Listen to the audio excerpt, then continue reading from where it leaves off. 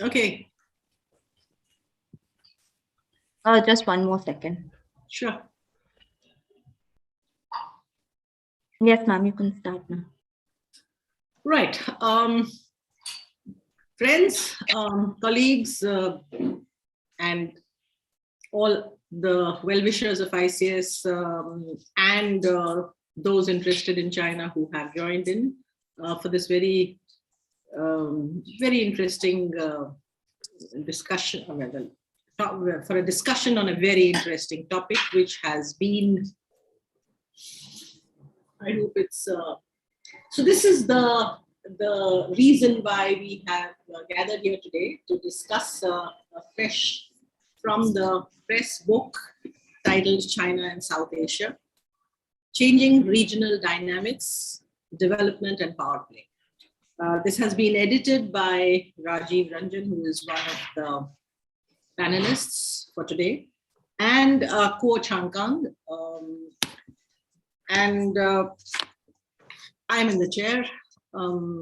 My experience is that you put people in chairs so that you can effectively keep them limited to time management and not make too many interventions. But let me say that looking at the panel lined up and the discussants, it's just as well that I should actually do no more than time management, because we will have a fascinating range of perspectives that will emerge from the speakers here.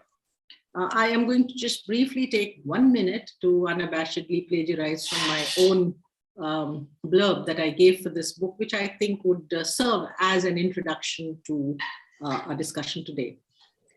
So China and South Asia obviously is a topic that interests all China watchers and China researchers in India, particularly those who are looking at the rise and spread of China's influence and power in India's neighborhood. South Asia, in fact, has been moving closer to the very core of India-China bilateral dynamics, as the developments in this region vigorously overlap and intermesh, with both powers engaging and contending with the myriad challenges in very different ways. While most accounts seek to portray this complex engagement in terms of power politics, the voices from within the region have a more nuanced story. By bringing a host of scholars from South Asia, this volume serves to invigorate the ongoing debates with fresh perspective, closer to the ground realities.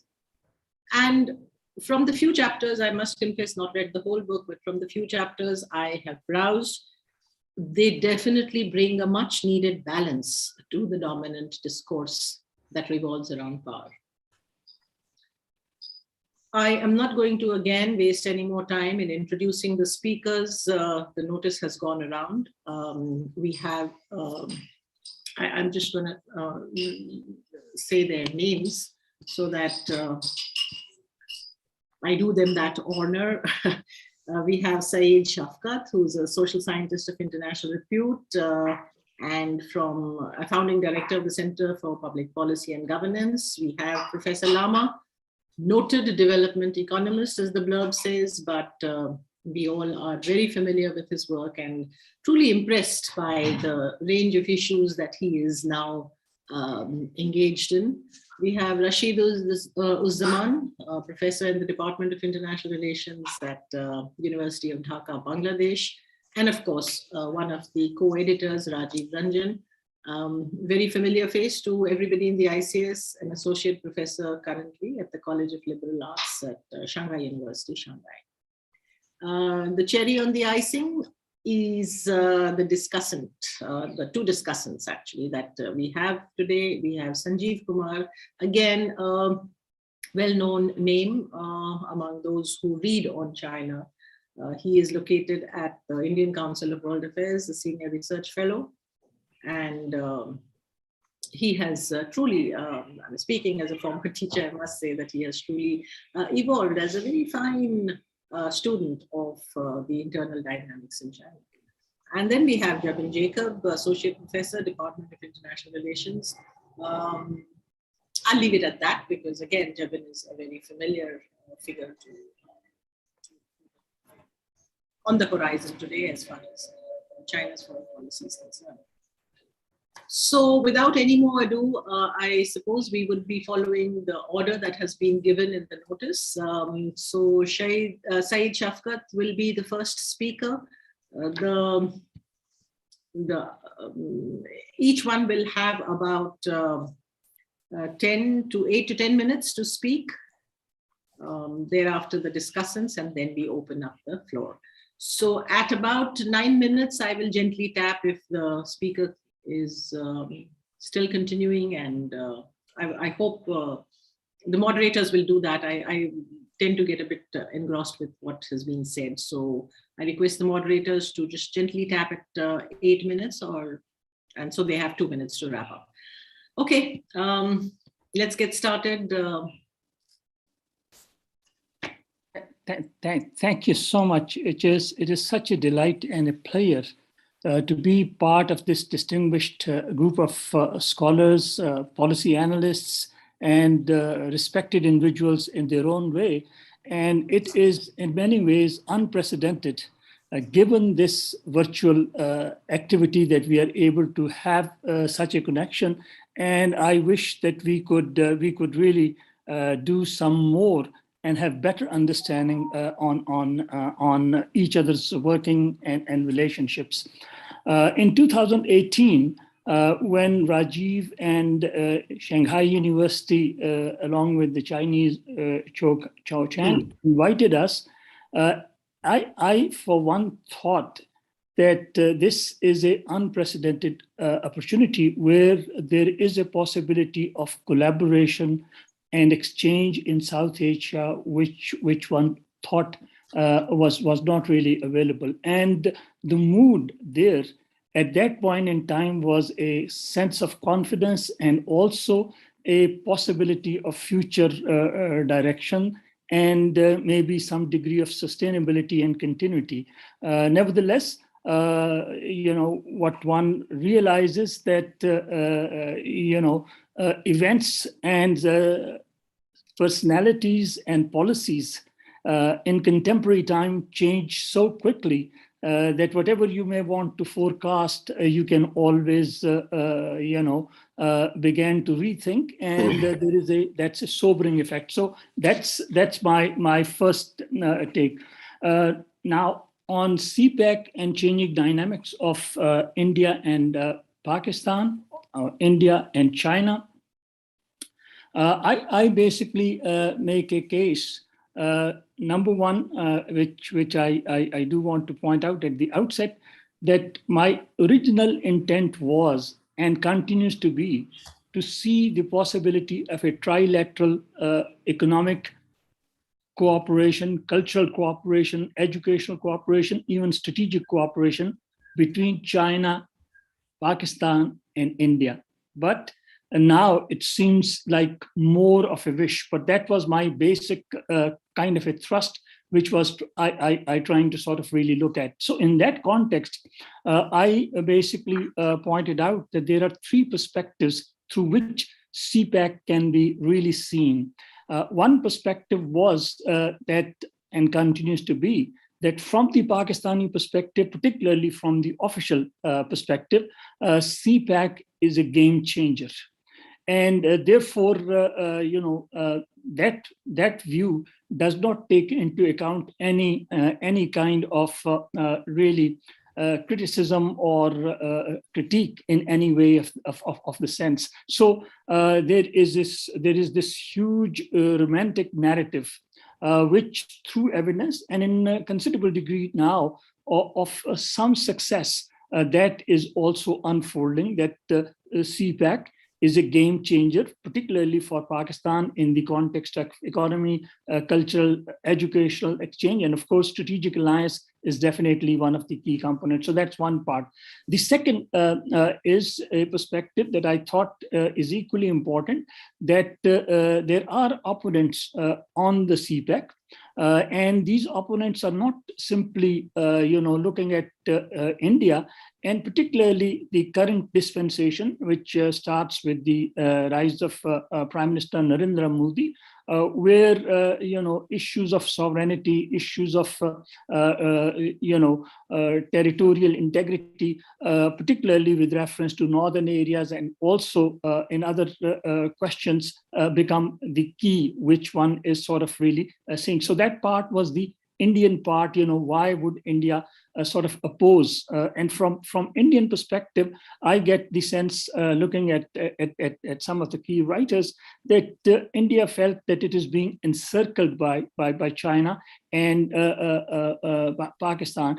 And two, it is basically strategically driven. It is basically a military alliance and not anything else. Therefore, there's a need to have a better understanding about it.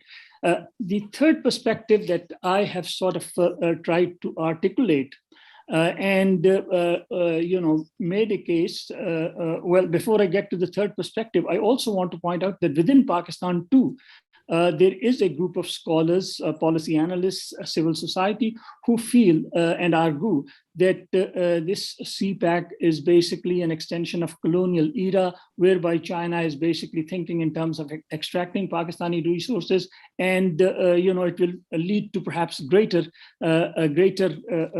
dependence rather than sustainable and durable economic relations. So that part is there, but it has been relatively limited. Not a very strong voice, but other criticisms have also come in terms of debt and that kind of possibility, but nothing really, I would say, in substantive terms. The point that I'm making is that besides the external antagonism or rivalry that is traditional in case of India and Pakistan, the internal dimension is equally important. So for many, CPAC is more of a intensifying conflict rather than promoting economic cooperation, interdependence, and a greater regional connectivity. So that's the other side of it. Given this, my perspective was that can one possibly explore and see that there is a need to basically reform China-Pakistan relationship in the internal context. What is it that Pakistan can get in terms of economic benefits, in terms of skills, in terms of local development, in terms of indigenization? And that is something which one needs to really figure out with reference to China-Pakistan. And perhaps Pakistan could also learn, particularly from India-China relationship, where border management was done very effectively. And therefore, there was a need to really look at that. And simultaneously, if you're looking at it from a period of almost 1980s to a period of till, I would say, August 5, 2019, and the skirmishes in the India-China border on May 2020, the hope and expectation appeared to be that India-China relations are perhaps, economically very strong, stable, because it was a question of almost $80 billion of trade and activity. And on the Pakistani side, at best, we were able to see about 15 billion or so. So, this unequal relationship on one side, that you have economic ties, and yet on the other side, conflict was avoided till this recent incident, which really created a serious rupture in India-China relations. And now one is sort of concerned, will there be a return to that phase where one would see some kind of cooperation and accommodation? That becomes a kind of a key question mark. So here, I also looked at the leadership of Prime Minister Narendra Modi, and I particularly looked at the one-to-one meetings on either sidelines or on situations where the Chinese President Xi Jinping and Prime Minister Narendra Modi were able to develop a personal affinity. And it appeared for some time that, this personal diplomacy is something which is going to be a new trend. And here is something which one is seeing, the evolution of a new kind of a relationship between two leaders, which is really likely to change the dynamics of India-China relations. But in 2014, it's a very critical year as I see it. In 2014, between July and December, something happened that from that personal relationship in which China and India were moving closer. Prime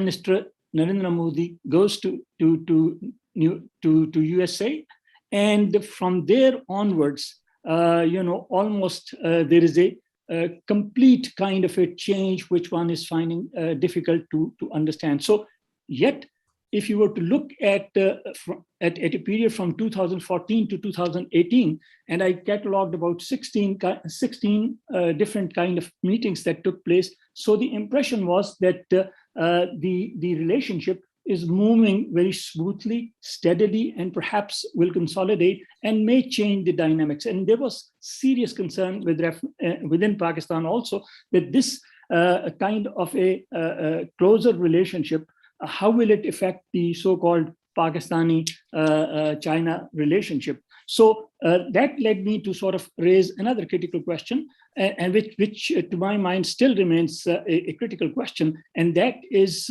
the biggest challenge for China in South Asia will be to manage Pakistan-India relations. And now it has become a little more complex. It is not that simple and easy, yet what one needs to sort of recognize is that CPEC, as I see it, is only one component of BRI. BRI, in many ways, is perhaps the most, I would say, strategically and geopolitically and economically, perhaps the most revolutionary concept in terms of looking at the global order.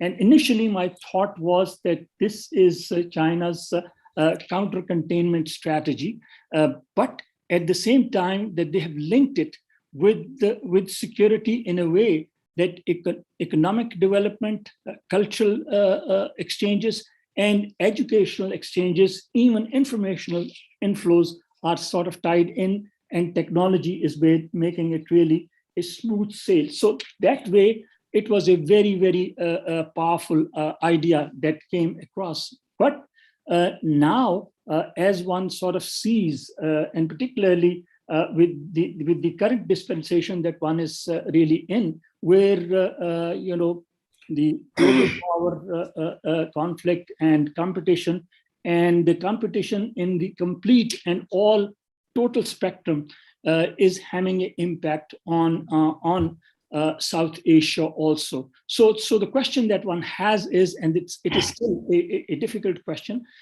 this US-China competition in every field and area is giving little space both to India, which is a aspiring power, has the capacity and ability, but in this competition, by siding with one, India will certainly maybe rethink, and my understanding was, and still continues to be, that there is a very strong sentiment and policy perspective and trend in India, which leads India to tilt towards non-alignment.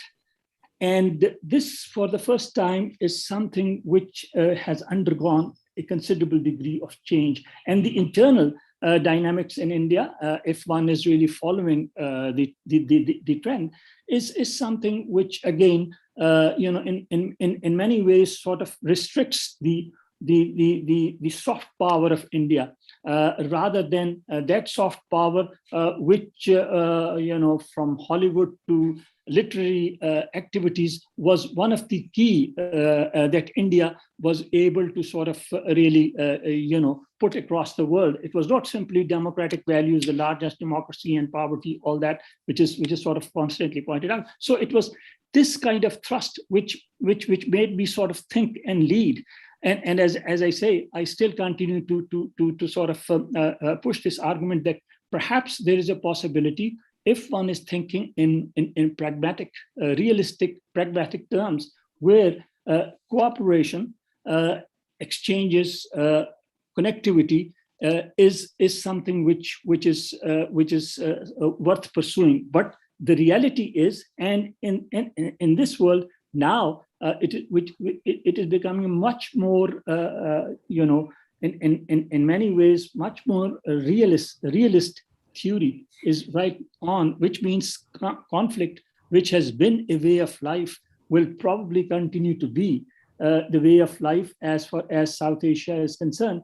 And last point that I want to make is that one is also sort of witnessing the policy that India began to adopt, looking and moving towards East, is becoming now much more visible, where India is not only focusing on rest of South Asia, excluding Pakistan, and moving towards East, is a successful and interesting dimension which is taking place. And on the other side, Pakistan is particularly given the post Taliban Afghan situation, now more clearly moving towards the East, so towards the West. So what one sees is that South Asia remains, as has always been the case, sort of fragmented, divided, and regional connectivity is,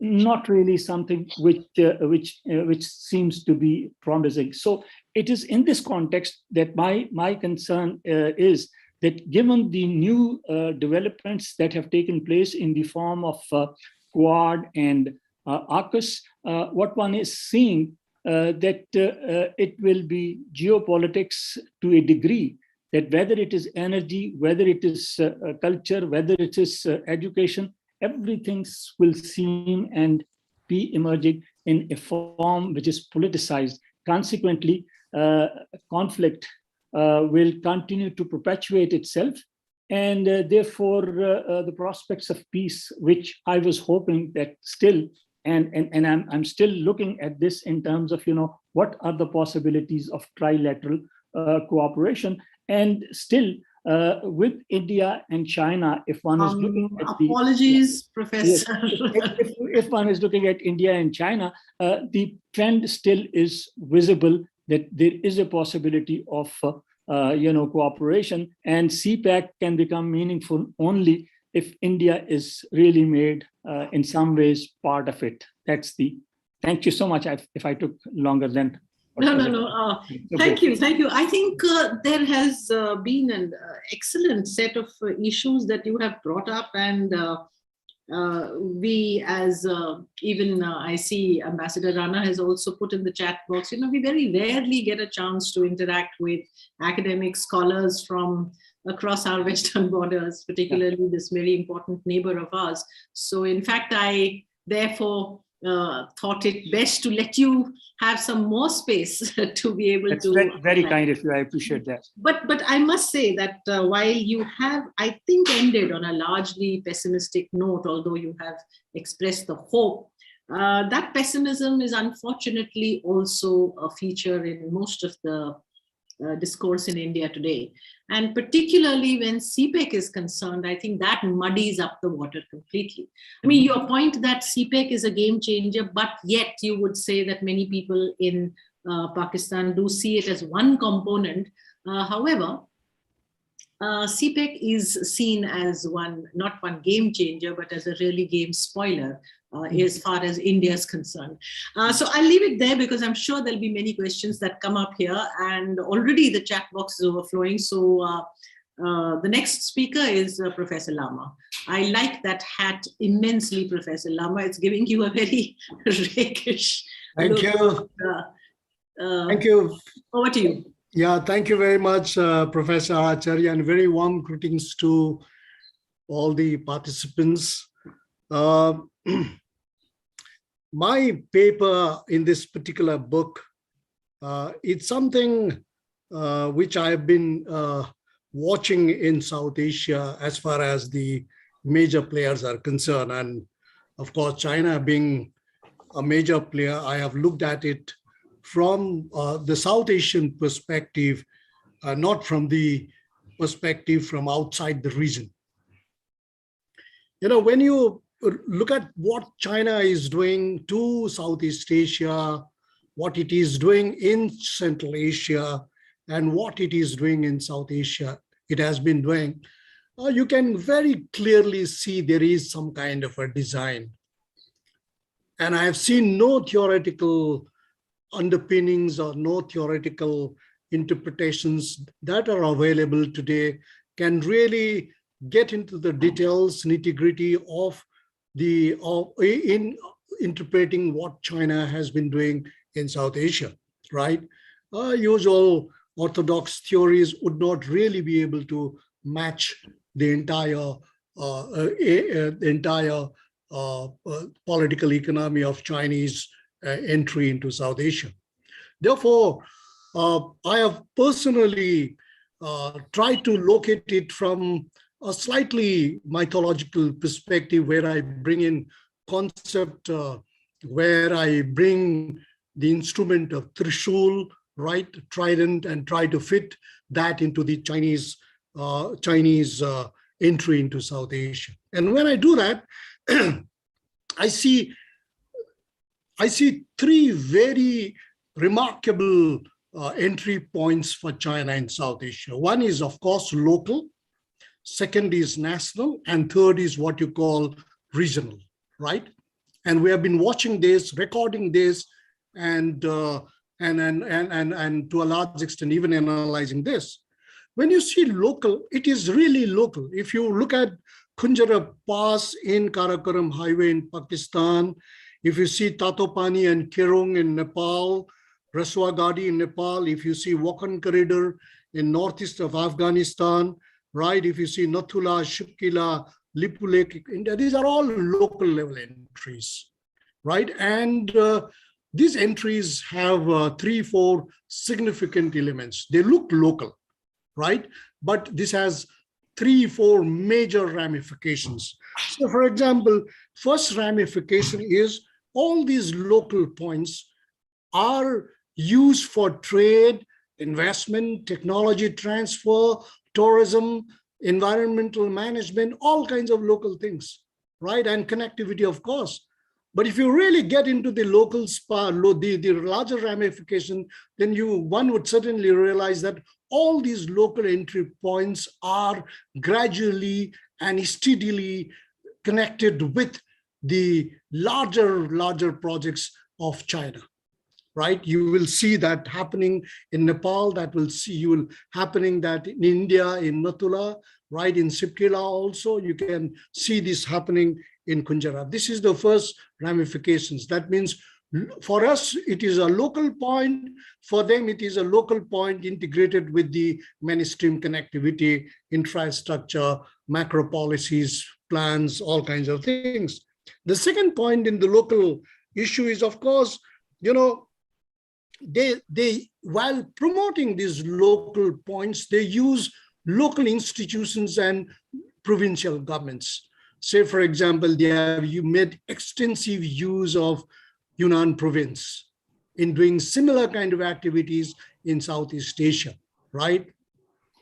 You will see they will engage their own province, Tibet Autonomous Region, exactly in this manner. So you will find how they use it. And say, for example, in what way? Say, for example, in case of when they used Yunnan to engage Myanmar, one of the key elements in the entire engagement process is, of course, consolidating Mushe really border trade regions. $6 billion of trade today, almost double the India-Myanmar overall trade, right? What happens only in this border route. And the third point, which they have increasingly done in case of locals is promoting their own currency. Yeah, internationalizations of RMB, very, very systematically done. I have seen this debate going on in Nepal also, and Myanmar. I can see that in Sri Lanka also. So that is a kind of a local exchange, but diverse stakeholders. Then you have the second point in the trident is national engagement. It's a purely bilateral engagement, and it draws its strength from where India actually stopped. Most of the bilateral projects in South Asian countries by China, most of them, if you look into it, at some point of time, some of the political leaders, heads of the governments had fiddled with those ideas, and later on taken up by China, elaborated by China. So if you see national engagement, you would find very, very surprising things, right? In case of bilateral trade, you will find 23-fold jump by, or 27-fold jump by 2020 from to 2000, right? And from 1990 to 2000, you'll find only 5-fold jump, right? This is very, very, look at the investment. Look at the investment relations at the bilateral level. So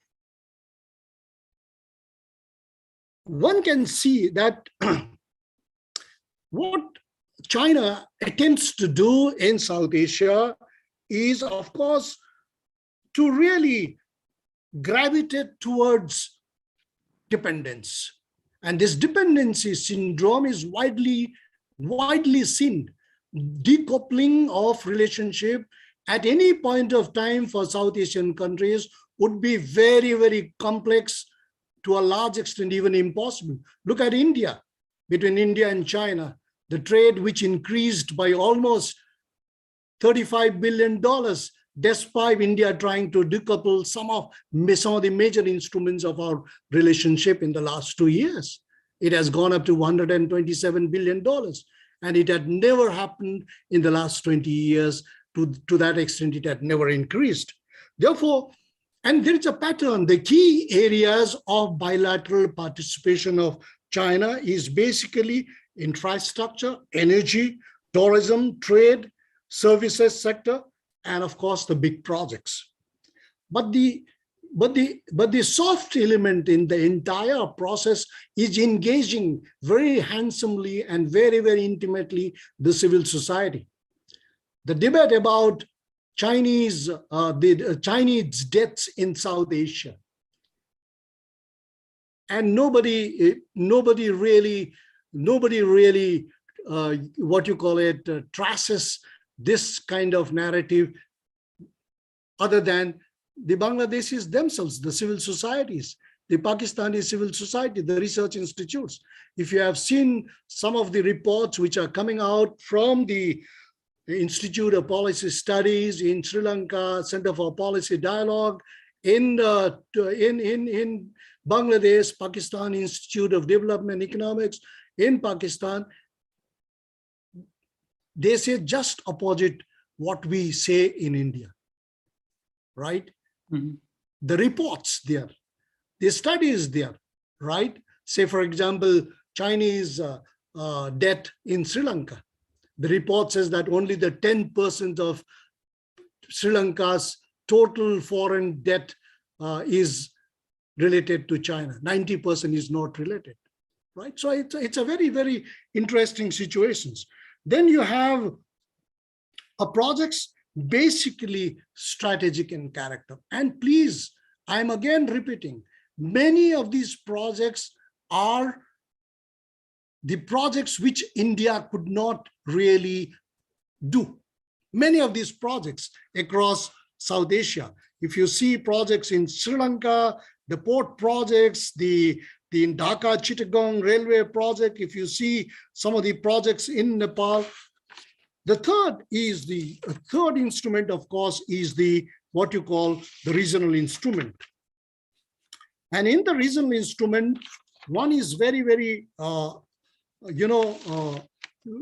amazed to see that as far as regionalism in South Asia is concerned, on the one hand, China tries to get into the regionalism processes in South Asia. For example, SAARC. It made several attempts supported by, to a large extent, Pakistan, Nepal, even Bangladesh, right? It could not get into the SAARC process. But what SAARC could not do in South Asia, right? What regionalism process could not deliver in South Asia, China is moving towards delivering all those aspirations of the neighboring countries of India. That means what? That means it's very clear that the more India withdraws from the regionalism process, India would be primarily facilitating Chinese entry into the regionalism process. And India has not been able to make any difference despite a pivotal role in regional institutions like BIMSTEC, like SAARC, or even BBIN, right?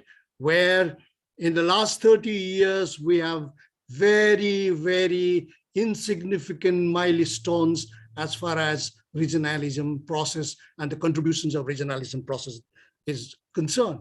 Therefore, the last point I would like to mention, and I have mentioned in this book, is what is the balancing game then? Now, China becomes an inevitable partner in the bilateral, local, and regional relationship.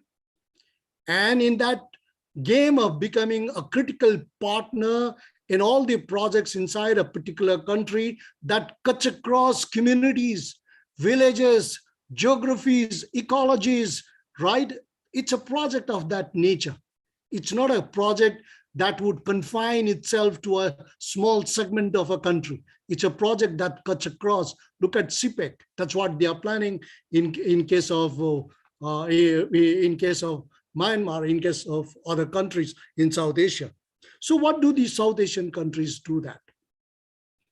You have reports from RAND corporations, you have reports from the Congress in US saying that China actually believes in taking a country to a particular threshold of cooperations, and after that it makes those countries so dependent, right? Conflicts become inevitable, right? And conflicts not between China and the partner, conflicts between the partner countries and the other countries. Therefore, how do they balance? This is the biggest question. When I talk to my friends in Pakistan, in Bangladesh and Sri Lanka, right? They say that it's so very difficult to balance because they don't want to lose what the predominance that India played in the bilateral relationship or regionalism process. But at the same time, China is so overwhelmingly present. So you will find balancing. And tell you, there are trains where balancing act is accompanied by some negative issues. For example, I can cite immediately one example of one of the major features of Nepal, bringing out a new map, passing it in the parliament and changing it in the constitution, has a strong element of balancing game or a balancing act, right? So you have some kind of a negative actions as far as balancing act is concerned. You can find similar kinds of things. I can see even in Bhutan, right? I can see, if you see what really happened between Bhutan and China in the last 1 year, 2 years, in terms of institutions, exchanges, all kinds of things. It's very, very interesting to see that even a small country like Bhutan is trying to balance, figure out where it actually stands as far as China and India are concerned. Therefore, I would say that dependence-wise, this is my last point, I would say dependence is so deep-rooted. right? I give you one example of dependence. Look at this.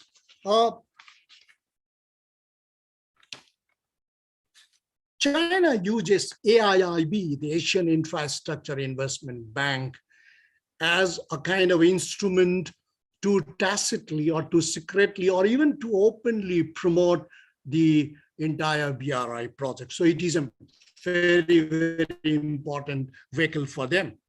And if you see India participating in AIIB, I was just collecting and calculating the figures. I found that by 2020 end, India was the largest borrower, right? That means almost 16 projects. That means 17, almost 17 projects, 17% of the 93 total projects, and 21% of the total approved loans of 19.82 billion. India has been a borrower to this extent, and it borrowed during the peak of India-China imbroglio in the mountain regions, right? Basically for pandemics, right? So that is the level of dependency, right? That is the level of dependency. So you can't, you really cannot really come out of decouple so easily unless India makes absolutely a new orientation in some of its neighborhood policies. It would be very, very difficult for India to match the Chinese presence in the neighboring countries, the Chinese narratives in the neighboring countries, and Chinese accents in the neighboring countries. This is what I have argued for. Thank you very much. Well, thank you, Professor Lama. I think you have brought out the central dilemma that characterizes much of the discourse in India today about how to deal with this matter of China in South Asia and its increasing footprint in the region. And obviously, the immediate context is the deterioration in Sino-Indian ties following Galwan. So yes, there is very much a dilemma there, and I'm sure there will be certain comments and questions on this aspect. We now move to our neighbor to the east, and may I request,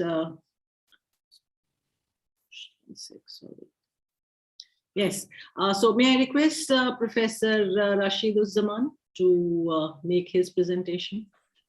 Thank you very much, dear audience. Good afternoon from Dhaka. It's a pleasure to speak in front of such an august audience.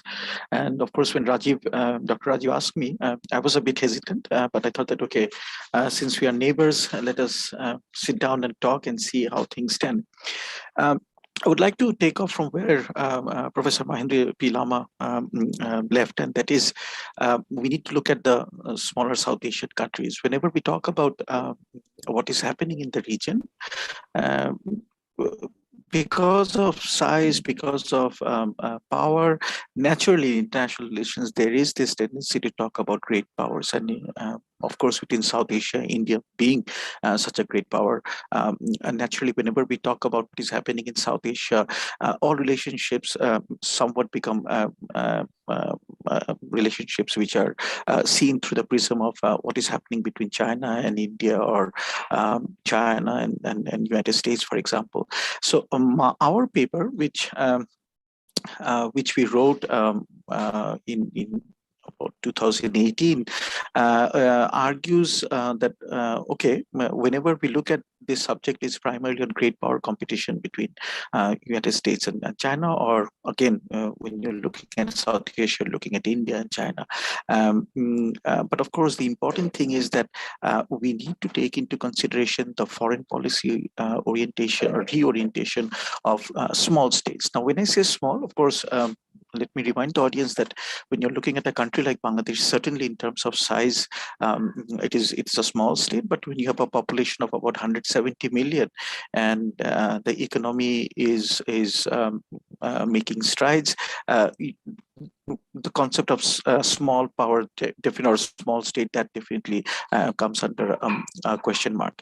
And another important thing is that there has been a dearth of literature, particularly in the ways the smaller states of South Asia managed to promote and at the same time further their political and economic objectives vis-a-vis a rising power. Again, I would like to echo what Professor Mahendra P. Lama pointed out, that we need to understand why the region, why these South Asian countries are looking towards China, what benefit they're deriving from this relationship. It is interesting that he mentioned about the various think tanks and the reports which are being published by these think tanks and how they look at the Chinese investment in this part of the world, or the Chinese interaction in this part of the world. And I would like to echo that in the saying that if you talk to people in Bangladesh, particularly because I can talk about Bangladesh since I'm based here, I'm a Bangladeshi.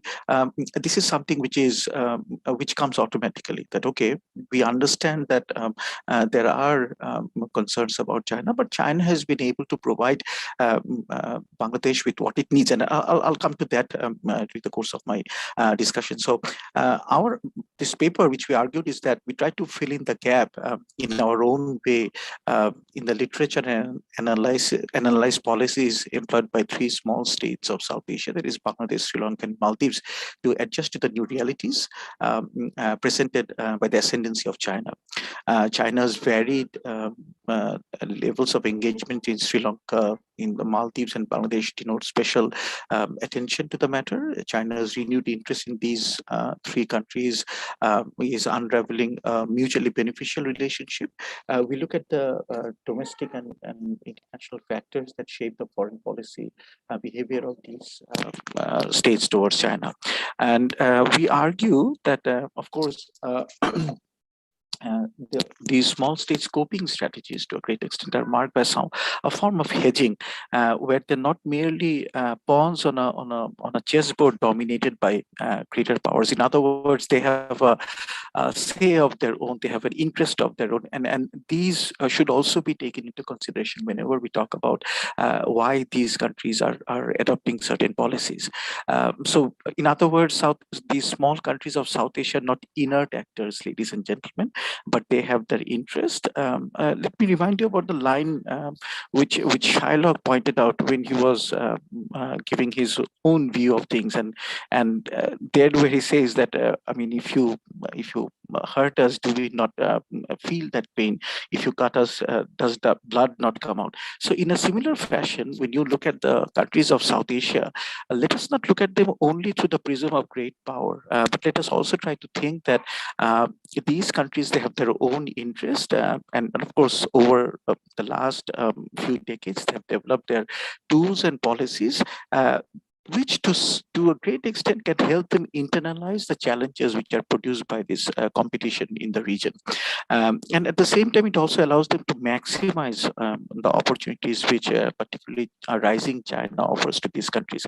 Now, let me give you an example, particularly when we talk about, and this is something which I developed later on. I think the seeds of these ideas were in the chapter which Dr. Rajiv commissioned us to write. But later on, I've developed this somewhat, and I take it, if you look at Dominic Moset's idea of a different type of geopolitics, a geopolitics which does not look at only territories, but it looks at the concept of, or the geopolitics of hope, humiliation, and fear. And this is something which I think we should apply to whenever we think about the geopolitics of South Asia. How the Chinese, particularly whenever you talk about China, the century of humiliation that comes into play. So certainly that plays an important role.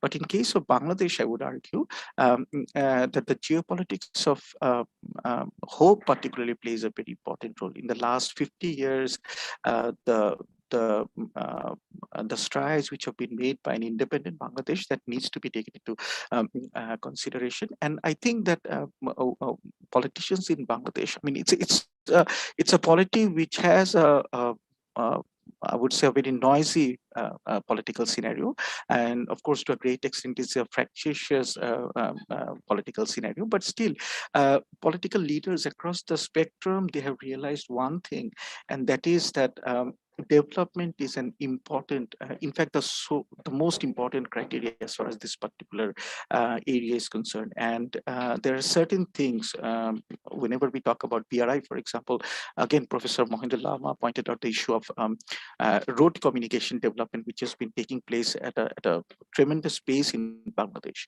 If you look at the three big projects in Bangladesh right now, that is railway modernization, road communication, and of course the Podda Bridge, which is going to connect the southwestern part of the country with the rest of Bangladesh. And please remember one thing: this also means access for Calcutta to Northeast India. And this is something which we need to take into consideration. So what I'm arguing is that whenever we look at South Asian politics, particularly politics of small states vis-a-vis China, we need to take certain things into consideration. And that is this politics of hope and development of communication, where the Chinese are playing an important role, promises you a couple of things. It promises the power of speed, again, very important. It promises the promise of political freedom, and of course the promise of economic prosperity. So if you look at, again, the first promise, the promise of speed and connectivity, when you have Chinese investment on a project like the Podda Bridge, for example, which the World Bank refused, and in fact, the government of Bangladesh actively wanted World Bank to be here, but it did not materialize due to a plethora of reasons. And that is where the Chinese stepped in. And this $3 billion+ project is going to be implemented by June 2022, and that is going to transform the economics of this particular region. So, as I said, I mean, whenever you look at geopolitics, let us not look at geopolitics only in the, I'm sorry for the internet bandwidth today, so you may find it difficult to hear me. But again, my argument is that you need to take this geopolitics of hope into consideration and see how certain development projects, particularly communication projects, are bringing these important blocks to us, are offering these promises, and thereby they change the way we look at, or the way we understand politics in this particular world. So given the situation in Bangladesh right now, I think the present government has realized this, that Bangladesh has come a long way, but what it now needs to do is it now needs to reach up to the higher fruits which freedom and independence offers to Bangladesh, and that is where you need this tremendous amount of investment in infrastructure development. And again, that brings us to the argument which I was making. I will end by simply saying that whenever we look at the issue of Bangladesh, it is very interesting that at the end of 2018, Bangladesh's total external debt stood at about 33.1 billion US dollar, and out of which China accounted for only about 6%. Most of Bangladesh's creditors are multilateral creditors, and of course, what is interesting is that the debt which we have is a sustainable debt of percentage of the GDP, about 14.7%. Important thing is that not far beyond China, we also have a large Japanese investment in this part of the world. And what is going to transform Bangladesh's southeastern part of the country, and that is Chittagong, Cox's Bazar, and that region, is this gigantic project, which is the Matarbari project, which is a part of the Big B. You have about 2.5 billion US dollar worth of Japanese investment in this region, and that is going to again transform this. So I argue in our chapter that we need to look at South Asian countries and try to understand that there are internal dynamics which pushes these countries towards seeking aid from China or seeking assistance from China, which of course I'm sure that if other South Asian countries, particularly India, is able to provide that, there is no harm in any of these South Asian countries from taking that. But whether India would be able to do that, that remains the important question. But if you look at again the bridge project, which is very interesting in the sense that I think the way the bridge is going to connect Bangladesh, the southwestern part of Bangladesh, which is adjacent to West Bengal, Calcutta particularly. And I would like the audience to go back to pre-1947 map. You think about the 1905 partition of Bengal, which of course is such an important episode in the nationalist struggle of India. But if you look at some of the points which were made during the 1905 partition and the way the British colonial masters at that time looked at using Eastern Bengal as a board and to move into through Myanmar into Kunming region of China, into the Yunnan province of China. This is something which I think needs to be taken into consideration. And so the argument is, and of course I'll be happy to answer questions later on, the argument is that whenever we tend to think about smaller South Asian countries, it is imperative that we understand that they have their own needs and requirements, and also they have the ability to shape their policies and understand what is good for them, what is going to be dangerous for them in the long run. And of course, as I said, they have at the same time developed tools with the help of which they can ensure their survival in these very interesting times. So thank you very much, ladies and gentlemen, for listening to me. And I look forward to hearing your questions.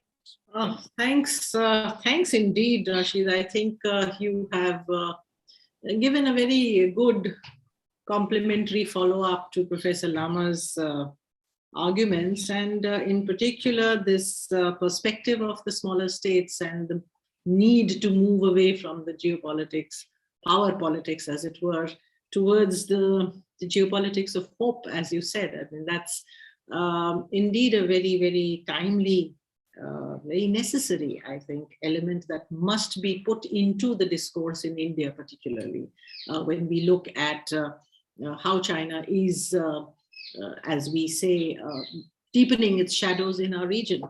The whole point about the transportation and communication revolution that you have rightly stressed, and bringing in particularly that historical aspect. Indeed, now I forget whose phrase it was, but there is a transportation revolution that is happening in South Asia, and like it or not, China is at the heart of it. And therefore, to say that we think that the smaller powers are not able to judge their interests and such like arguments that do come up from time to time need to be, I think, interrogated. So thank you very much for that presentation. The co-editor of the book will now step in and I think give his responses. So I think now, Rajiv, since you're the co-editor and you have all the honors, I'm going to reduce your time a bit because we are now going to be running out of time. And so can I ask you to wrap up in about 7 to 8 minutes? Thank you, ma'am. I shall be brief in my remarks since the contributor has already talked in detail. So since ma'am has already said, it's as a co-editor of the book, I will be introducing other part of the book also. On the very onset, let me emphasize that this book, this volume gathers scholars from the region and the China. So instead of having one perspective, this book have more perspective, many perspective, you can say that. So they have a many perspective. So, and then, and as a community of a scholar, we try to help readers to understand the complex nature of this engagement, China's engagement with the South Asia. Given this volume is an outcome of a collaborative effort, so it was like beyond our scope to touch upon every topic on the hand. So we have tried to, and whatever the scholar or contributor has selected for themselves, So we have gone for that. Again, there is a glaring absence of chapter on Nepal that I think many people will find out, and that sadly that has to kind of like the author of the paper withdrawn at the last moment. So, and then we have to also keep in mind that this whole manuscript was submitted before this the crisis in India, China in 2020. So we have not touched upon that also. Now, when the authors from the respective country have already given their perspective, so my job was to kind of find out the China South Asia policy. And for that, what I have looked at is two things. One, I have kind of looked at the policy documents and the leaders' speech to find out what is their objectives. And the second was to look at the academic debate within China about the South Asia strategy. And as we know that in China, they don't have any coherent policy on South Asia. And having a no policy means that they have to, again, guided by the dictum of Deng Xiaoping when he visited Japan in 1978 and proposed that let's forget the dispute, develop together. I think that dictum still guides the China's neighbor policy, and particularly China's India and other South Asia policy. Now, coming forward to now Xi Jinping era, we have seen that in 2013, when the symposium on diplomatic, the neighborhood conference, he kind of gave and kind of prioritized the whole neighborhood policy and linked it that this whole neighborhood policy is about to become or serve the realization of China's two centenary goals. So Xi Jinping seeing this neighborhood policy to realize the Chinese two centenary goals. And building on that, Xi Jinping neighborhood diplomacy, we have seen that Wang Yi clarifying or kind of building upon that Xi Jinping objectives of this neighborhood diplomacy, that, and when he says that the Chinese, this neighborhood policy is now part of becoming a new international relation theory. So he is also trying to bring that China's neighborhood diplomacy in an international relation theory. And then we have seen that the others, political leaders like Hu Chunhua talking about that we need to increase political mutual trust with the South Asian country and strengthen the mutually beneficial cooperation under the framework of Belt and Road Initiative.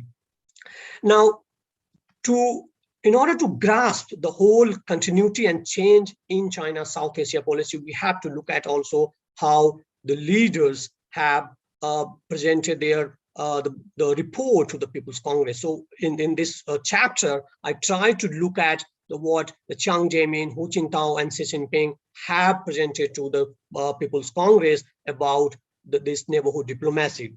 And if you go to, there are like, then one can find that what are the policy about the neighborhood policy. What is the aim? What is the objective of Chinese foreign policy in this neighborhood diplomacy? So if you read the 1997 Chiang Jae-min report, then he says that keeping in mind the overall objective to maintain peace and stability, we should settle the disputes. Again, to have a stable relationship, and then fast forward to again to Hu Jintao, and he also trying to propose a kind of energetically engage in regional cooperation to, again, the key word is peaceful neighborhood and stability. I would not go into whole details of this official debate. Now let's move to the scholarly debate that how China should formulate their South Asia policy. And then we find a contrast between the policy discourse and then you have academic debate within China. Now, and there are like many scholars. We have Chinese, we have Indians, and then we have international scholars like Mohan Malik, John Garber, another scholar from India. We have many scholars that talks about the Chinese South Asia policy. Now, for Garber and Malik, is like they see that the China South Asia policy has been to prevent a rise of a competitor, a real Asian rival, that Malik also and the Garbers kind of echoes this hypothesis. And then you have within China also, we have the scholars that kind of echo this sentiment. We have a scholar like Xifeng Tang written long back in 2000, where he says that the China's aim is not to contain India, but to ensure that India's leadership position in the region does not threaten the Chinese interest. And echoing this, you have also like a scholar named Chang, who becomes more vocal and then says that we have to cooperate with the small to attack the big. But in 2012, in 2013, this policy is a little bit gradually improved, or you can say that bringing a little bit nuances to that policy. Now they says that the policy is now to have not only to cooperate with the small but also to have maintain a good relationship and a stable relationship with the big. So from attacking to having a stable relationship with a big country. And then there are a scholar like Chang Li, who sees the trilateral cooperation between China, Pakistan, and India is beneficial for Chinese interests. So you have a different set of scholars who talks about having a very cordial relationship, a trilateral cooperation between China, Pakistan, and India. Then there is another scholar named Chang also. They also believe that it's the Chinese cooperation with Pakistan is not about containing containing India, but it's also about to ensure Chinese interests are secured in the region. And then moving forward to, you have international scholar Carla Freeman. She says that the China regional foreign policy in South Asia is guided less by the perception of geostrategic competition with India than by a broader comprehensive conception of security that understands economic development and security as intertwined. So here she also sees this whole geopolitical game is kind of like not for China, but China sees the development as a kind of a guarantor to the Chinese interest in the region. And echoing that, we have Shivsankar Menon. He also agrees that we should not be fixated on the China, whether China is encircling us, but because he sees that the drivers of Chinese foreign policy are still the quest for a status and acquisition of power, that is political, military, and economic power. So now, if you compare both the official position and the academic debate within China, then we see that the Beijing perspective comes out to be kind of a benevolent, like what the Yan Zhetong is saying is the humane authority, Wang Tao. But the academic discourse is divided. There is one group of a scholar who sees this the trilateral cooperation between China, Pakistan, and India, whereas there is another more vocal group who sees that we need to balance India and at the same time have to cooperate in relationship with the smaller nation.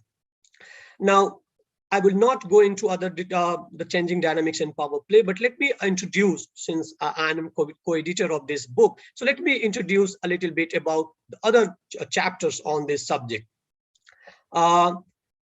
We have a chapter on by a Chinese scholar Chang Sulan, Su Weitan, and Hu Wenlo, who they try to analyze the debate on the nature of China-India engagement. And they agree that interaction between China and India have become increasingly frequent and diverse.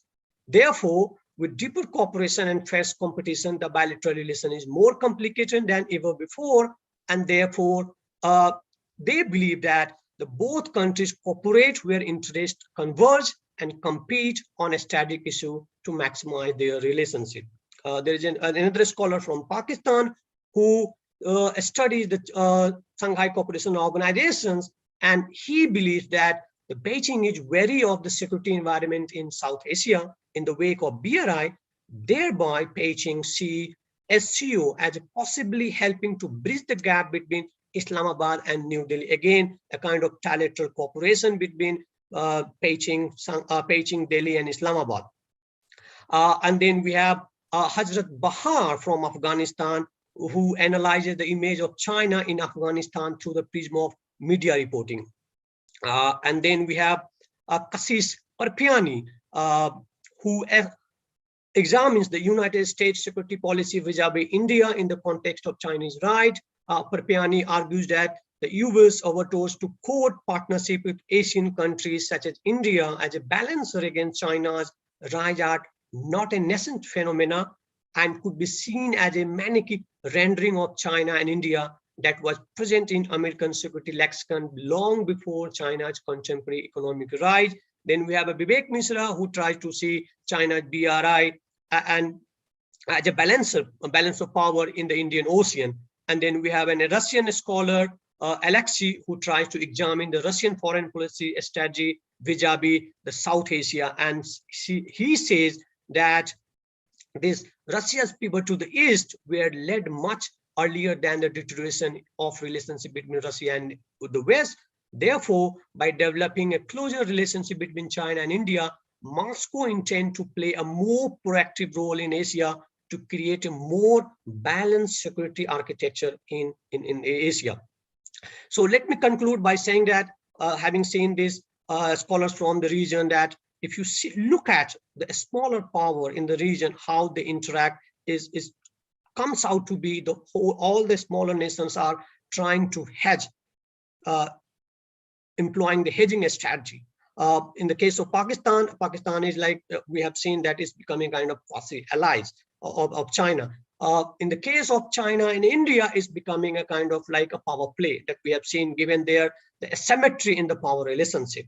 So there is a kind of a different strategy are being followed by the smaller nation in the region vis-a-vis China's engagement in the South Asia. So I would rest here and will be happy to take any questions. Thanks, Rajiv, for giving us this panoramic view of the contributions, other contributors to the book, and indeed about the diverse perspectives that emerge from here. We move on to the discussants. 5 to 6 minutes or max 7, because we need some time for Q&A. In the meantime, I'll request the panelists to take a look at the chat box, because there are questions that are specifically directed to them, and that will help save us time at the end rather than get people to speak and so on. So over to Jabin.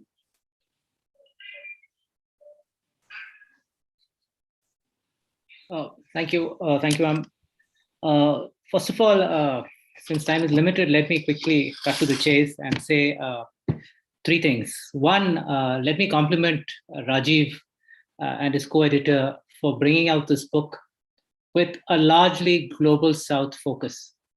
I think this is a major limitation of studies of China, that they are mostly dominated by Western experts, by Western perspectives, and that there's not nearly enough coming from China's own neighbors.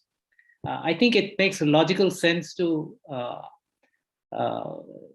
assume that if China's greatest activity is in its neighborhood, then China's own neighbors need to have a perspective on China, and that they will increasingly get China right. And let me also put it to you that the West has gotten China wrong massively. In fact, the one essay from the Western scholar in this book actually gets a few things pretty wrong. But I'll come to that in a bit. Now, it's as somebody who's co-edited volumes like this, I have to sympathize with Rajiv. The essays are of varying quality. And in fact, if there's any problem with this volume, it is not that, as Rajiv pointed out, maybe there's a missing essay on Nepal, but it's that it tries to do too much. I mean, I love the essay on the impact of Sino-Soviet split on Pakistan's left movement, but it doesn't quite fit into a volume of this sort. That's the only thing. Second, let me come to the point about the actual facts or the data or the interpretation of these facts. I mean, let me start with this thing on Afghanistan. So as Rajiv pointed out, Hazrat Bahar's paper on the media perception of China in Afghanistan seems largely positive. Unfortunately, it might be built on a complete misreading of China's position or intentions in Afghanistan. I think China is pretty much, everybody's worried about, oh, now the US has left, China is going to take over. But I think the Chinese have achieved pretty much what they wanted with the US exit. I don't think the Chinese are going to walk into a situation of instability, invest billions of dollars, and somehow please the Afghans or the Taliban. It's just not going to happen. Second, on the CPEC, I was particularly interested in both, of course, Professor Shafkat's points of view. I think what we in India need to understand is that there is a greater nuance about the CPEC within Pakistan itself. I've been a big votary of engaging with CPEC, and I think the Indian opposition to CPEC, the official Indian opposition to CPEC, comes largely, I think, is a result of laziness of two kinds. One, an intellectual laziness, and the other, a laziness in terms of foreign policy choices. Yes, this is passing through Indian territory that Pakistan has occupied.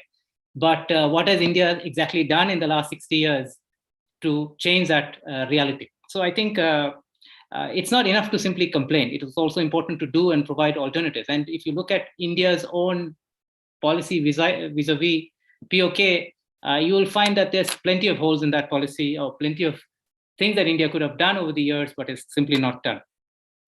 But it's interesting that the Pakistani papers also incorporate an element of criticism of the CPEC. In fact, the paper on CPEC in Gilgit-Baltistan by Naila Masood, I think it's largely about tourism, but it does raise questions of the environmental impact of CPEC, of tourism, and of CPEC, of the CPEC project in Gilgit-Baltistan. And these are, as I think Professor Shafkat mentioned, some of these questions are simply not raised enough in Pakistan or by the government, but is being raised, as Professor Lama also mentioned, by civil society. Three, on the figures that are used, I think in Asanta Seviratne's paper, there is a figure of $4 trillion worth of BRI investments. I think we have to be very careful with these sort of figures, because these are all notional figures. None of it has actually reached the ground. And I think the Pakistani participants here will know that CPEC is being promised $62 billion, $46 billion. These are all Pakistani figures. The Chinese have never committed to an exact figure on CPEC. So this is also a reality that we need to be aware of. And the Pakistanis will tell you that the implementation of the China-Pakistan free trade agreement has actually cost Pakistan. And it is with great opposition that the second phase of the FTA has also been allowed. But so on the one hand, the CPEC might give, but on the other hand, the FTA might be taking away. So this is also something that Indian scholars need to be able to engage with more vis-a-vis Pakistan. Third, I want to come to the issue of narratives. And this, I think, is something that the editors needed to be careful about, which is there is a tendency which we see in conferences on South Asia in China. I mean, I enjoy these conferences because it's an opportunity for me, as Professor Acharya mentioned, and I think as Ambassador Rana has also mentioned, for us Indians to meet our neighbors who are not able to come to our country because of restrictive visa policies, foolish visa policies, let me say. But there's also a tendency to be gracious to the host and say nice things about China when those nice things actually are not true. So there's a certain narrative that our fellow South Asian authors have sort of incorporated, which takes on the language that the Chinese use: common destiny, shared harmony, peaceful rise of China, which is bunkum. I think by now everybody should know this. Win-win. And the Chinese are winning simply by getting the rest of us to use the language that the Chinese use. That is really the victory that the Chinese are looking for. They have never put the money in, but they have gotten you to talk using the language the Chinese have started using. So the question was raised about China only having 10% of foreign debt in Sri Lanka. So what's the big deal? The question is really the pace at which China has gone from 0% to 10% of holding Sri Lankan debt. And the fact that no other country has engaged in a deal with the Sri Lankans in which it has a 99-year lease on sovereign territory of Sri Lanka. And this is particularly astonishing, given that the Chinese themselves have ranted and raved against Western colonialism for 99-year leases of Chinese territory, Hong Kong, Shandong, and so on, right? So it's as if it's okay when the Chinese do it to somebody else, but not when somebody else does it to the Chinese. So this is something. Finally, in conclusion, let me say, I would like to see more Global South volumes, and I think the ICS certainly should, has been a leader and should continue leadership of this process of Global South analysis of China. Second, I think South Asian analyses are going to get more and more interesting. I think once Bangladeshis, Pakistanis are now run into flesh and blood Chinese, flesh and blood or iron and steel Chinese projects on their territory, they are going to understand much better that apart from this military to military or elite level interactions with China, which creates a certain particular impression of China in these countries, ordinary citizens are seeing a different kind of China in practice. All right, we've seen this a bit in Africa, and therefore the quality of analysis coming from our neighbors on China will get, I mean, it's already pretty good. It's going to get better and better, and we need to be paying attention to that, and not just Indians, but also the Western countries. So I think, especially in Pakistan, already there's this trend, and it's very interesting to watch. I'll leave it at that. Thank you so much. And congratulations again, Rajiv, and to all the other panelists, the contributors of this book. Thank you. Okay, thanks, Jaban. As usual, some sweet, some sour, and some downright, I thought, ominous. But that's Jaban Jacob for you, ladies and gentlemen. And now, Sanjeev, let's have the last word from you and then open up the chat room. So Sanjeev, you can take 5 to 7 minutes, and yes, I will request the organizers to give us 10 more minutes after our standard closing time so that we can. Yeah, thank you, ma'am. Good afternoon to all of you. Let me at the outset thank the organizers and co-editor of the book, Dr. Rajiv Ranjan, for the invitation to speak as a discussion. I congratulate the editors and authors of the book for bringing out a very sincere academic work covering diverse and various perspectives on the very important topic, that is China and South Asia. From holding a seminar on the subject in Shanghai to the publication of a book by the Routledge Press is a proof of the great job done by the editors. They need our appreciation for bringing together experts from countries of South Asia and China at one platform. Certainly, it's going to enrich the available literature on the subject. Now, the second point I would like to make here is that as an academic, my job here is to critically examine the book. South Asia is a big and varied region. Perspective from Nepal, Maldives, and Bhutan is missing as there are no papers by the experts of these countries of the region. Dr. Raju very rightly briefed about the constraints he faced while including chapters from countries like Nepal. The other point I would like to make here is that a detailed study of Indian perspective is largely missing in the book. Let me elaborate why I am saying this. There is excellent foreword by Professor S.D. Muni. He has talked about the 4 major drivers as far as China's, what he calls, new approach to South Asia is concerned. He talks about the security, stability, and development of China's peripheral region, then economic promise of South Asia. Then he talks about the Malacca dilemma, China's Malacca dilemma, and finally countering adversarial influences in South Asia. Professor Lama, in his chapter, has very rightly highlighted the trident or the Trisula approach of China. Today also he very impressively talked about the 3 entry points as far as Chinese policy in South Asia is concerned. Dr. Rajiv Ranjan, in his introduction, also in his, especially in his today's remarks, raised many pertinent questions, especially about China and its neighborhood policy, and also which included Indian perspective.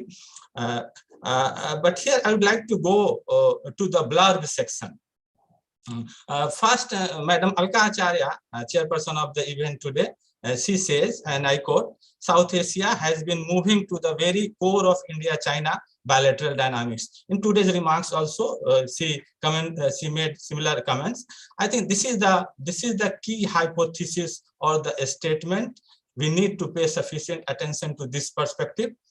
The second blurb by Professor Kondapalli notes that the profile of China-South Asia interaction is increasing not only because of economic issues only, but also due to a spread of terrorism and other non-security challenges. I think in sum, I would like to say that the issues raised by the two experts in the blurb are extremely important perspective, and these two perspectives are largely missing from the book. Now the second point, another point about the BRI, a number of papers have been written about China's BRI and CPEC and underscored its economic benefit. But there is also a strategic dimension of the project, and we all know the Wang Chi's writings in 2012, late 2012, when he gave some idea about the march west or look west. Also, he gave the idea only, and later we saw the announcement as a BRI. Although we know that the BRI is a more big project than what he has suggested, what Wang Chi has suggested. About CPEC, I can just say that no country can accept a project that ignores its core concern on sovereignty and territorial integrity. I would like to make another point about the BRI model. China has been experimenting with two parallel and contrasting models, Belt and Road Initiative and Asian Infrastructure and Investment Bank. BRI was first announced in September 2013, we all are aware, without any prior consultation or dialogue with prospective partners. Countries were invited to join the project in the absence of any serious efforts to build consensus on the main principles and policies governing the project. We are also aware that in March 2015, China issued an action plan for the proposed project, and thereafter some government documents. Therefore, it was termed by many as a national project of China. Over the years, project has also faced criticism, and backlash and protest against various BRI projects have also been seen in different parts of the world. The second model follows the consensual approach. The initiative to establish AIIB was put forward by China in October 2013. A dialogue-driven collaborative process was initiated, which took about 2 years of negotiations and preparations with prospective members before the AIIB was established in January 2016. And the articles of agreement also highlight it aims to build a rule-based governance of this multilateral institution, assessing transparency in planning and implementing the projects and accountability for the member states. India chose to be a founder member of AIIB primarily because a dialogue-driven collaborative process was initiated and the main governing principles were transparency agreed upon by the members. India has also contributed in the success of AIIB, and it has also been a beneficiary.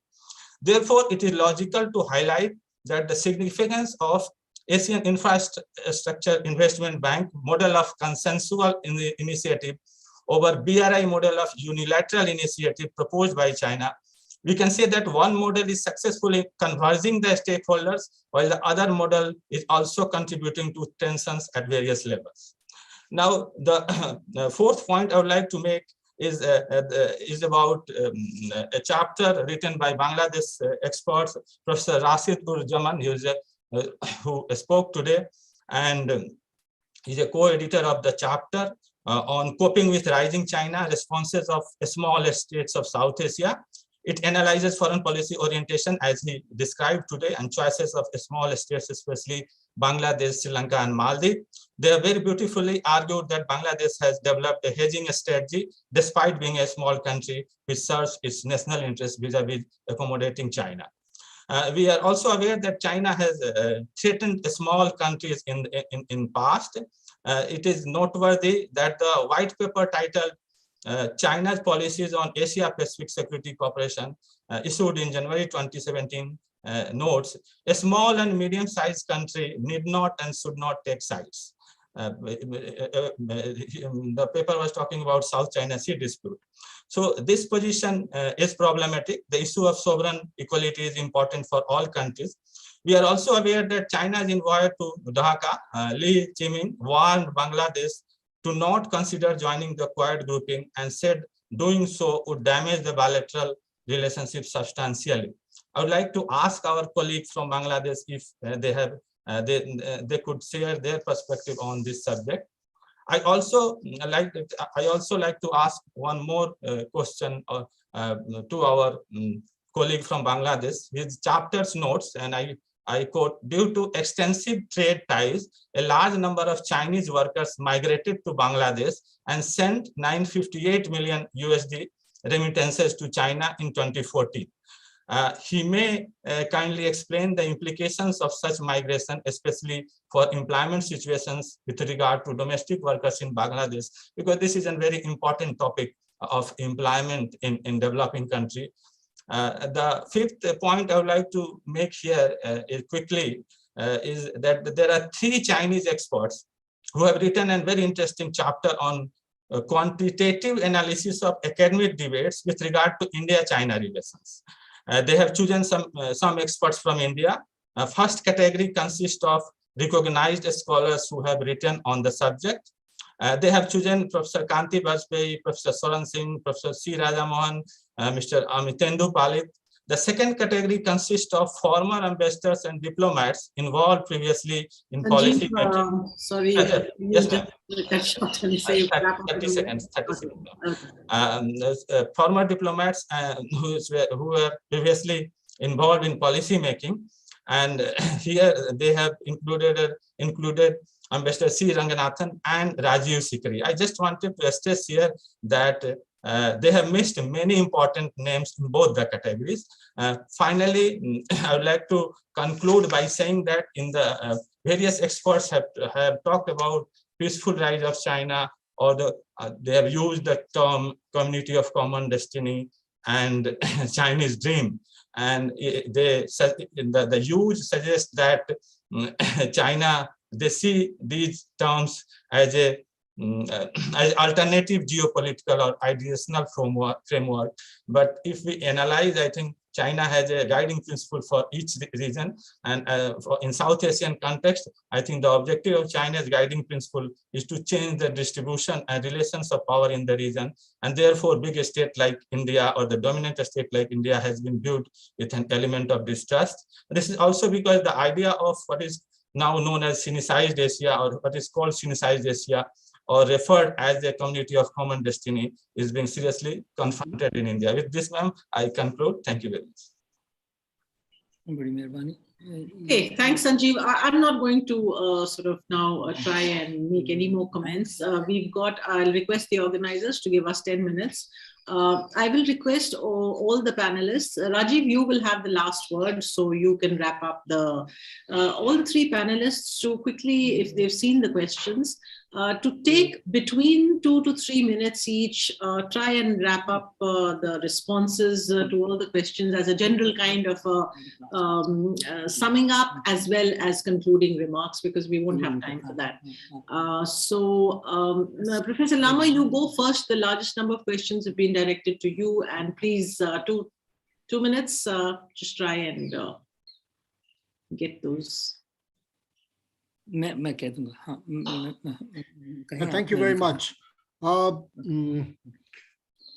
regionalism, when I made this particular statement that the more India withdraws, China we will be only facilitating Chinese participation in the regionalism process. And I made this statement precisely because every country in South Asia expects India to play a pivotal role. But our role in this regionalism process has been rather dismal. Talk about institutions, talk about conventions, programs, right? India could have played a much pervasive role. For example, in the SAARC process today also, Afghanistan is a member of SARC, a very, very vital member. But there is not a single statement from the SARC forum as far as what is happening in Afghanistan, right? We have a convention on combating terrorism, right? Not a single statement. There is, we all thought that SARC would have been one of the most effective forums to discuss Afghanistan. It never happened. Today, we are finding it difficult to reach food aid to Afghanistan, right? But we have a food bank in SARC set up 35 years back. Where is the food bank? That food bank would facilitate food from anywhere in South Asian countries to reach the people of Afghanistan. So on the one hand, we create institutions, facades of policies as a group. On the other hand, we fail to deliver goods. So therefore, I think we must rethink, and it is very, very important for India to really rethink about its position as far as a key and pivot, a kind of a pivotal regional actor. My second quick point of response, 1 minute, please. Yes, quick point of response is, you know, all the constituencies which India had in the South Asian countries in the last 60, 70 years have undergone drastic changes. There was a full generation that was a constituency in Nepal, in Bhutan, in Bangladesh, in Pakistan, which drew so much of inspirations from India, even in Southeast Asia, right? They drew so much of institutional inspirations related to democracy, inspirations related to art, culture, science, technology, and all. But we don't realize that the entire generation has basically eroded today. It's a natural erosion because the new generation has come up, and the new generations make policies. They have their educations. Most of them have educated, the policymakers have educated abroad. They have come back. They have started rethinking about the respective countries' positions. So we'll have to really match with these newer varieties of constituencies in the neighboring countries. We can't really talk about India and Nepal of 60s and 70s and 80s and make policies today, right? We really have to do this. And we see— Okay, I think we just have to wrap up. One quick point. And we see that this is very, very important for us in a country like ours, or particularly the foreign policy makers, to really rethink about our constituencies and redo our policies in the neighboring countries. Thank you. Thank you, Professor Lama. I think that point can hardly be overstressed, that we really need to do a very deep kind of introspection about what's really gone wrong with the way in which we are positioned within our own neighborhood. But Professor Shafkat, now over to you, and maybe you could sort of take the questions and make your concluding remarks. Thank you so much once again. And first of all, I really want to thank the two discussants and commentators, and they have made some very good points. One, I really do appreciate the Global South perspective, which is the key strength of this book, and there's a need. And I think this is, again, one of the beginnings. So one of the key points that one has to sort of really think through is, can we really, move away from disputes and conflicts and explore the possibilities of peace? And when you look at China, and particularly, BRI and AIIB, the rightly was sort of pointed out, the intent and the blueprint basically is, in economic and cultural and educational terms. And that is where, as my colleague from Bangladesh pointed out, that is how, and that is where the recipient countries sort of see the benefits. I've been sort of part of this narrative building where now the Western scholars are focusing on the local conditions. What is it that the Chinese are doing locally in terms of really reaching out to people and therefore, approaching and making sure that some skills are imparted at the local level. If they go to Balochistan, if they go to KP, if they go to parts of Gilgit-Baltistan, that part is a very, very important part. And here you began to ask yourself that there was a time when Kabliwala was a narrative. And, in case of India, and despite a lot of soft power, even I can cite Jaishankar, who said, perhaps the greatest soft power India had was in China. And yet you are finding it difficult to build a narrative. So, one can sort of really point out the basic point that I'm trying to suggest is there a possibility of exploring the prospects of peace? What will be some of the key areas where we can really explore that? You may find it surprising coming from a Pakistani, but that's where the core really lies. If I were to look at the question, for example, the ambassador has raised, the question with reference to dependency and also economic exploitation is a marginal kind of a question. What we also need to recognize, and as was pointed out, when you see the Chinese in blood, is that we are primarily Asians, and we are Asians who are Anglophones. We do not understand Chinese language. And the Chinese are going out of the way. There is plenty of literature now which most of us are using in English. So the point that I'm suggesting is, and at the same time, there is no overawe of the Chinese as you have an overawe of an American or the British or a European. I mean, that is something which is again psychological and needs to be sort of understood and appreciated, and that is not happening.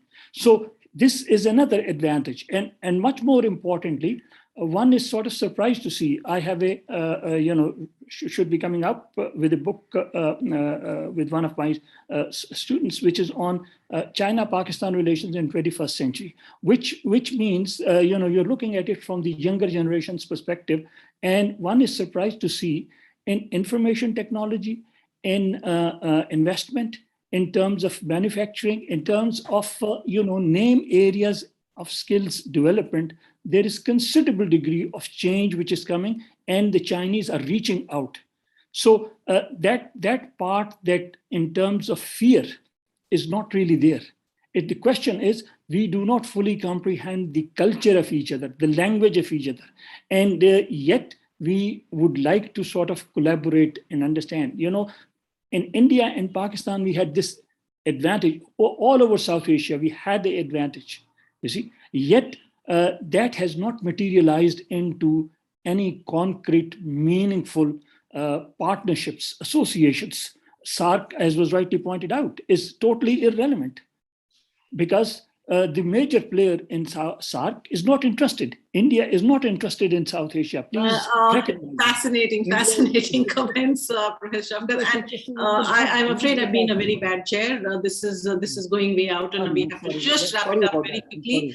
But no, to just say, we're not really surprised. You said it'll be surprising coming from a Pakistani, because we are aware that there are scholars who are working in all around us, in the countries all around us, who are holding some very interesting, new, constructive, concrete perspectives and options for improvement and for greater development. So yes, these are the kind of voices we have to bring more and more, and I hope the ICS will bring such people together. Rajiv, write another book quickly, or edit another book quickly. So, okay, now Rashid, you're going to get precisely 2 minutes, and I will stop here. Thank you all very much. And Rajiv, at the end, you can say thank you and we'll say goodbye.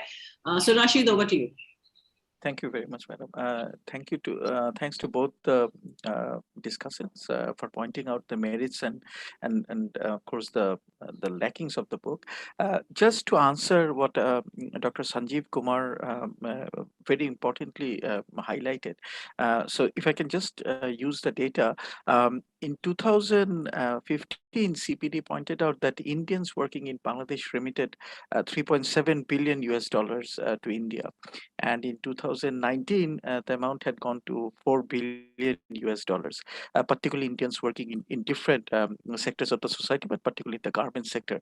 So to answer your question, yes, the Chinese may be here, but they're again in the garment sector and in certain selective industries, and also a large part of them are working in the various construction, the big infrastructure projects which are going on there. So this number has not really raised any fear in Bangladesh. And again, if I can make a comparison, $4 billion is also there, and I think that needs to be taken into the context. The another issue which you raised, very important, and of course the reaction part of the Bangladesh government was swift. The foreign minister came out and he made it very clear to the press that what the Chinese ambassador to Bangladesh had said was, and I quote him, aggressive and very regrettable. The foreign secretary met with the Chinese ambassador, and this was again highlighted by the electronic media. And of course the Chinese ambassador and the foreign minister is on, foreign secretary is on record saying that it had been a great misunderstanding, and of course the regret was there on part of the Chinese ambassador on this particular matter. So I think since Dr. Sanjeev Kumar raised these two questions, I thought that I should come out and answer them. I'm not really sure whether Dr. Jacob's last comments came as a sort of a sarcastic observation about Bangladeshis getting to know the Chinese better, but I think the image of China. I'm sorry, Dr. Jacob, if I have misunderstood No, you. I wasn't being sarcastic. I was actually Okay. being serious. No, Yeah.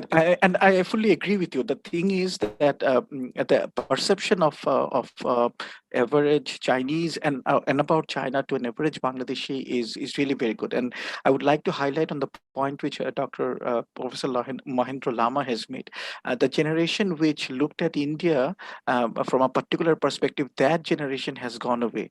The new generation is very different, and the way they look at the world, they have very strong opinion. They may not often be articulate, they may often not be seen and heard in the mainstream, but if you go through the websites, if you go through Facebook postings, if you hear them when they confide to each other, I think there is a very different perception of China amongst this generation. And of course the same also applies to our neighbors. So I think that is very important whenever South Asian countries try to understand what is going on in the region. And I think for Indian analysts particularly, this is something which needs to be taken into consideration. So thank you very much for listening to me and giving me this opportunity to talk about our chapter. So thank you very much. Thank you, Rashid. This last 10 minutes of discussion is actually the raison d'etre of why such works should be done more and more. It's fascinating, the different mindsets, perspectives, new thinking, new sectors that are opening up. And I think we need to now bring all these on board and not just get fixated on the geopolitics and the power factor. And because stuff is happening on the ground. And this stuff is what is going to make the stuff of the future. So just to be a little light, I will make my apologies to those whose questions have not been answered. Thank you all very much. Rajiv, over to you. Thank you, ma'am. Thank you, Professor Jabin and Dr. Sanjeev Kumar, for going through the book and for the observation and comments.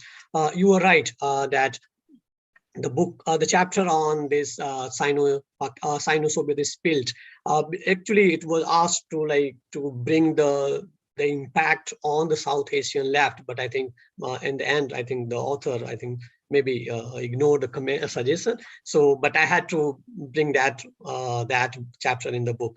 Now, the last question was what does this infrastructure and economic development for South Asia, whether it's the peace or for the war? I think gradually this connectivity, whether it's by the Chinese, whether by the Indian, this regional development will bring an improved standard of lives within the region. And so what I see is it would finally, I think it will be gradually to kind of like bringing a peace. But in the process, we will see more of a kind of a geopolitical contention of this regionalism that we are witnessing now, whether it's a Chinese-led, whether it's Indian-led. So we will witness a kind of like a geopolitical confrontation on this regionalism in South Asia. But finally, I would say that it would bring peace in the region, in the economic development and the regional connection. And hopefully a SAARC can lead us to that place, to have a peaceful region. Thank you. The hosts can. Thank you so much. Yeah. Thank you all once again.